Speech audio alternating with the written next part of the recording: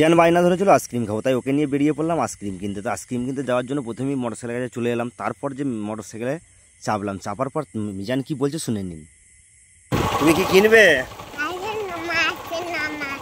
হ্যাঁ, তুমি কি কিনবে বলো?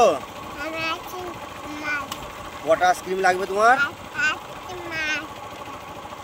ওই জন্য তুমি সেজে গুজে বেরিয়ে পড়েছ আইসক্রিম খাবো বলে, যে এই জন্য ঘুমে করে যাচ্ছ। কালকে কোথায় গিয়েছিলে? বর্ধমান। বর্ধমানে কি খেয়েছো তুমি? কি খেয়েছো? কি খেয়েছো? সেটা কি? ওইটাকে বলে ডিম টোস্ট। বলো হ্যাঁ। এখন কোথায় যাচ্ছ? বাজার আইসক্রিম কিনবো বলে। হ্যাঁ, সবাইকে টাটা কত? সবাই টাটা। ফোনে দে ফোনে দে ফোনে দে টাটা কত? ফোনে দে। বলো আইসক্রিম খাবে তো চলে এসো।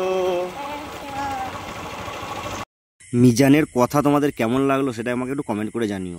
আর যারা যারা বুঝতে পেরেছো অতি অবশ্যই কমেন্ট করবে। সত্য শেষ একটু সাবস্ক্রাইব করে নিও ভাই চ্যানেলটাকে।